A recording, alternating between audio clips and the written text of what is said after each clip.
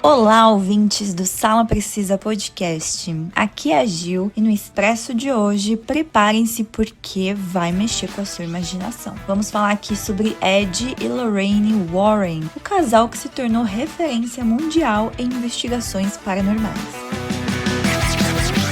Mas antes de compartilhar com vocês alguns dos famosos casos do casal, vamos conhecer um pouco sobre o Ed e a Lorraine. O Ed, ele nasceu lá em 1926, em Connecticut, e desde criança ele era fascinado por histórias de terror e pelo oculto. Eu também me identifico com ele. Ele foi investigador paranormal e demonologista, alguém aí que estudava o sobrenatural com curiosidade científica e religiosa. Já a Lorraine nasceu em 1927 e desde muito jovem dizia sentir presenças e ter visões. Então ela era médium e clarividente, capaz de sentir energias negativas em lugares ou objetos. E isso mostra nos filmes, né? E quando eles se conheceram no jantar aí entre amigos, descobriram que compartilhavam a mesma paixão, desvendar os mistérios do mundo sobrenatural. E juntos eles fundaram a New England Society for Psychic Research, a NESPRI. Não sei, gente, se as siglas se pronuncia dessa forma, né? Mas aí é uma das primeiras organizações de investigação paranormal dos Estados Unidos. Muito interessante, né? Não sei se dá para visitar, mas queria visitar um dia aí, se eu for para os Estados Unidos. E eles se casaram em 1945 e trabalharam juntos por mais de 50 anos, sempre lado a lado, enfrentando perigos aí que a maioria de nós só vê em filmes. Porém, tem relatos de colegas e familiares que diziam que o Ed podia ser autoritário e controlador e que a Lorraine às vezes sofria pressões dentro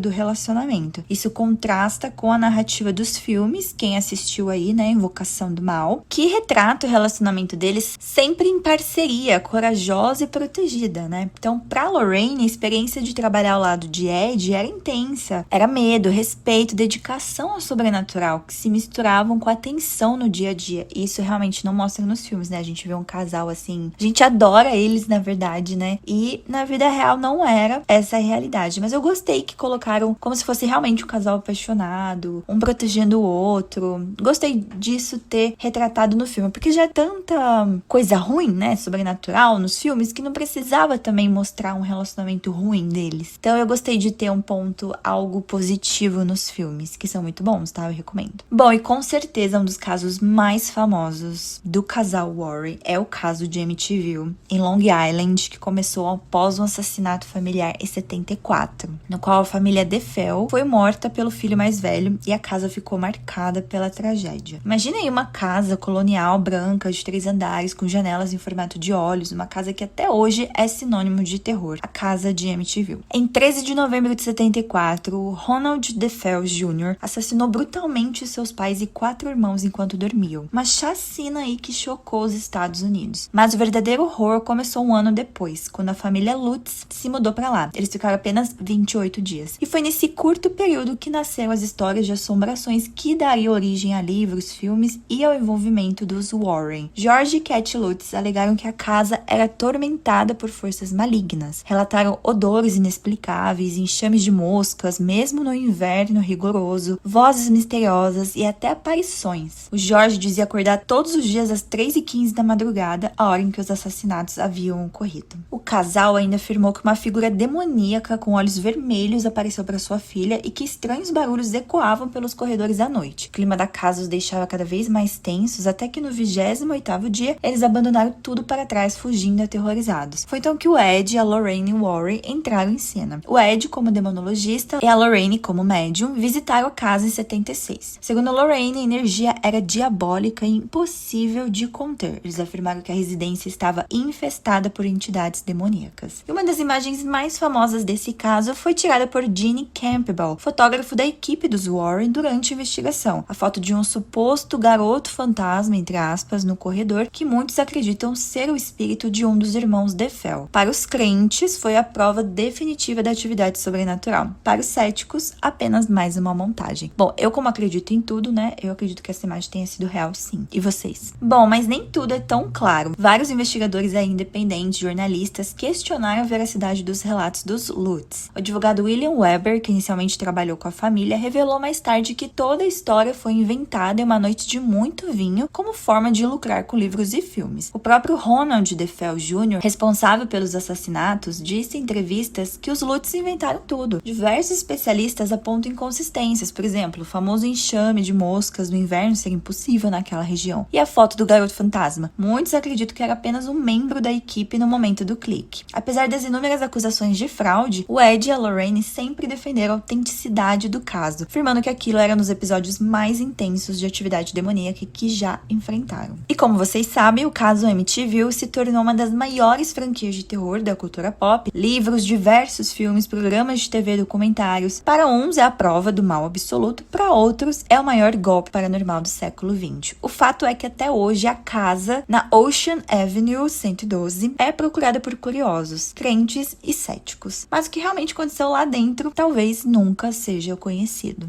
Gente, o filme Horror em Amityville, não lembro agora, Terror em Amityville, muito bom, inclusive. Um dos poucos filmes que eu gosto do Ryan Reynolds, antes dele virar o Deadpool, porque depois ele só é Deadpool em todos os filmes, né? Mas aí, quando ele atuava bem, entre aspas, ele fez um filme legal. Eu gosto desse filme, Horror em Amityville, que se não me engano é de 2005. Mas não temos, eu não me lembro, mas acho que não temos participação do Ed e Lorraine aqui. Bom, outro caso muito famoso deles é da Annabelle, claro, que era uma boneca real aí, que os Warren mantém, inclusive, no Museu de Objetos Paranormais, né?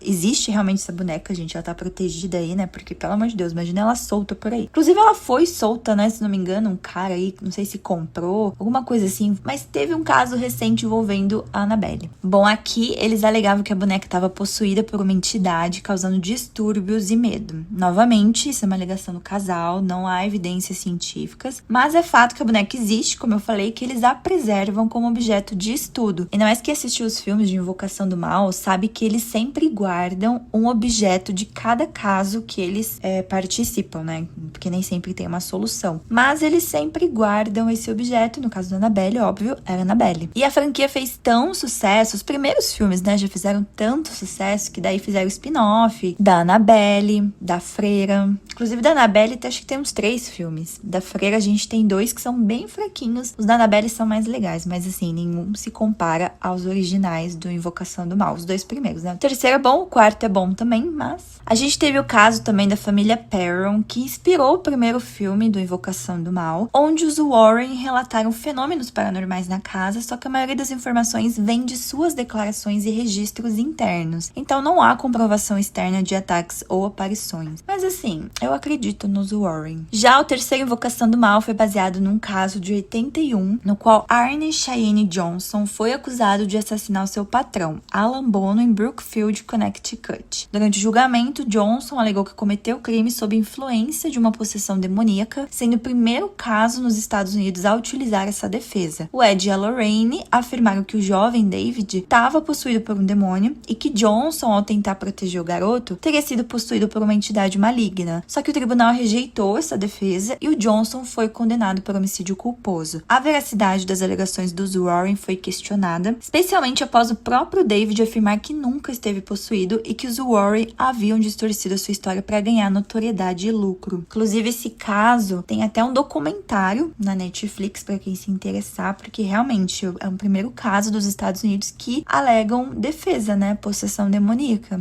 Não sei, gente, se eu fosse a juíza nesse caso, não sei, teria que ver muito bem as provas. Bom, mas o Ed e a Lorraine eram inseparáveis, isso é fato. Ele mais racional, ela mais intuitiva, e juntos eles enfrentaram investigações que consideravam perigosas. Eles usavam equipamentos como gravadores antigos, crucifixos, água benta, que acreditava ajudar nas investigações. A Lorraine afirmava sentir presenças e energias que o Ed não percebia. Como eu falei, isso é mostrado nos filmes. Aqui é importante lembrar que essas experiências são alegações do casal, sem comprovação científica, mas são parte da narrativa que os tornou conhecidos. Embora eles tenham sido pioneiros na investigação do paranormal, muitos dos seus casos carecem de evidências científicas concretas. O caso da Amityville, por exemplo, é amplamente considerado uma fraude, com os próprios envolvidos aí afirmando que os eventos foram fabricados para ganhar dinheiro e atenção. A Annabelle também, né, a boneca supostamente possuída, é baseado em relatos não verificáveis e foi amplamente dramatizado nos filmes. Então, esses exemplos levantam questões sobre a ética e a veracidade das investigações conduzidas pelos Warren. Eles sempre foram questionados, né? Mas assim, não podemos negar que eles deixaram um legado cultural indiscutível, né? Que inclusive eu friso de novo aqui, se você não prestou atenção durante o episódio, que eles inspiraram os filmes Invocação do Mal, Annabelle, a Freira, né? Criou o universo aí da Invocação do Mal, que começou com James Wan, não vamos negar esse fato que eu já comentei no meu outro expresso, porque James Wan é o gênio do terror contemporâneo, né, gente? Adoro os filmes dele. Mas a realidade é mais complexa, né? Casos históricos aí documentados coexistem com alegações não comprovadas e com uma dinâmica conjugal que incluía tensão e controle. O impacto deles vai além do sobrenatural. É também um retrato de como paixão, medo, poder e fé podem se entrelaçar de maneiras inesperadas. Então é um casal aí de contrastes, né? Coragem e tensão, fé e controvérsia, documentado e alegado. Ao ouvir suas histórias, podemos refletir mais sobre o sobrenatural e sobre a complexidade humana por trás das lendas. Mas não vamos negar, gente, eles foram e são um casal muito conhecido aí, né? Porque eles foram os pioneiros em investigações paranormais. Infelizmente, em 2025, nos despedimos aí com o último filme da franquia Invocação do Mal. Vamos ver, né, se teremos mais spin-offs, porque foram apenas alguns casos retratados nos filmes. A gente sabe que foram diversos, né? Quem aí lembra nos filmes aquela sala que eles guardam os objetos de cada caso que eles solucionaram, que eles estiveram envolvidos, né? Então, quem sabe aí a gente tem alguns spin-offs com outras histórias, outros casos do casal mais famoso do sobrenatural. Espero que tenham gostado de conhecer um pouco mais sobre o Ed, a Lorraine Warren. Eu encontro vocês no próximo Expresso. E cuidado com o que se esconde na sombra.